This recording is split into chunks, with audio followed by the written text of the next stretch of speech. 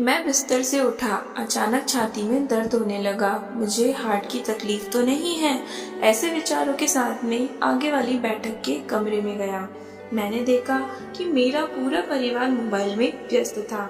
मैंने पत्नी को देखकर कहा, मेरी छाती में आज रोज से ज्यादा दर्द हो रहा है, डॉक्टर को दिखा आता हूँ। मोबाइल में देखते देखते ही पत्नी बोली, हाँ मगर संभल कर जाना, काम हो तो फोन करना। एक्टिवा की चाबी लेकर मैं पार्किंग में पहुंचा। मुझे बहुत पसीना आ रहा था। एक्टिवा स्टार्ट नहीं हो रही थी। ऐसे वक्त हमारे घर का काम करने वाला ध्रुव साइकिल लेकर आया। साइकिल का ताला लगाते ही उसने मुझे खड़ा देखा तो बोला, क्यों साहब, एक्टिवा चालू नहीं हो रही है? मैंने कहा, नहीं, आपकी तबीयत ठीक नहीं लगती साहब, इतना पसीना क्यों आ रहा है? साहब, इस हालत में स्कूटी को किक नहीं मारते, मैं किक मारकर चालू कर देता हूँ। ध्रुव ने एक ही किक मारकर एक्टिवा चालू कर दी। साथ ही पूछा, साहब अकेले जा रहे हो? मैंने कहा, हाँ। उसने कहा, ऐसी हालत में अकेले नहीं जाते। मैंने कहा, तुम्हें एक्टिवा चलानी आती है?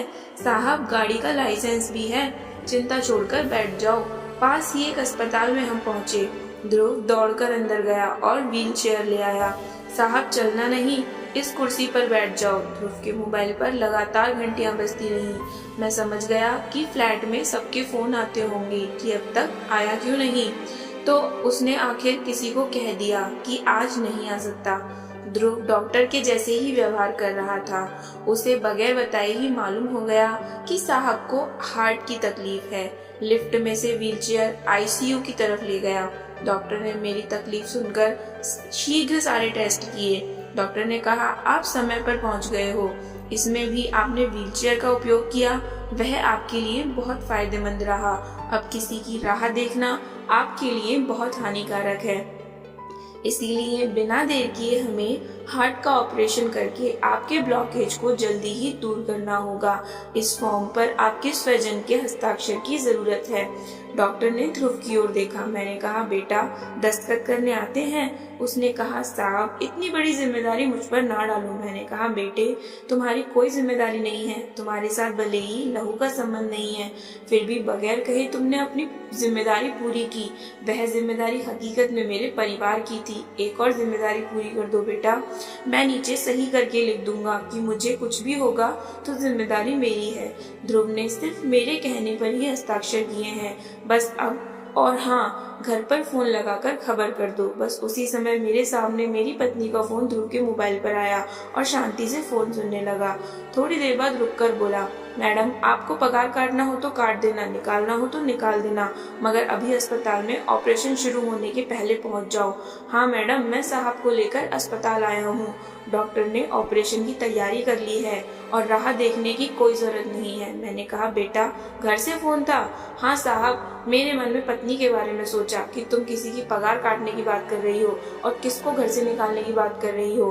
आंखों में आंसू के साथ ध्रुव के कंधे पर हाथ रखकर मैं बोला, बेटा चिंता नहीं करते, मैं एक संस्था में सेवाएं देता हूँ। वहाँ बुजुर्ग लोगों का सहारा देते हैं। वहाँ तुम जैसे व्यक्तियों की जरूरत है। तुम्हारा काम बर्तन कपड़े धोने का नहीं है, तुम्हारा काम तो समाज सेवा का है। बेटा पगार मिलेगा, इसलिए चिंता बिल्कुल भी मत करना। ऑपरेशन के बाद मैं होश में आया तो मेरा पूरा परिवार मेरे सामने नतमस्तक खड़ा था। मैं आंखों में आंसू लिए बोला, ध्रुव कहाँ है? पत्नी बोली, वह अभी छुट्टी लेकर गाँव चला गया। कह रहा था उसके पिताजी हार्ट अटैक से गुजर गए, 15 दिन बाद फिर आएगा।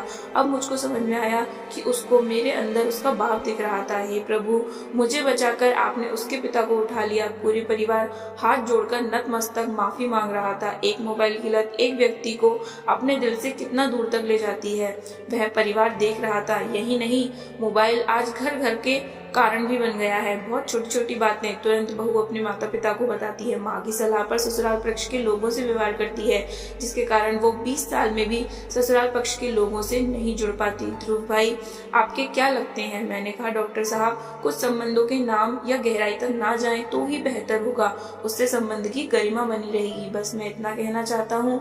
वह आपातकाल स्थिति में मेरे लिए फरिश्ता बनकर आया था। बेटा बोला, हमको माफ कर दो पापा, जो फर्ज हमारा था वह ध्रुव ने पूरा किया। अब भविष्य में कभी भी गलती नहीं होगी।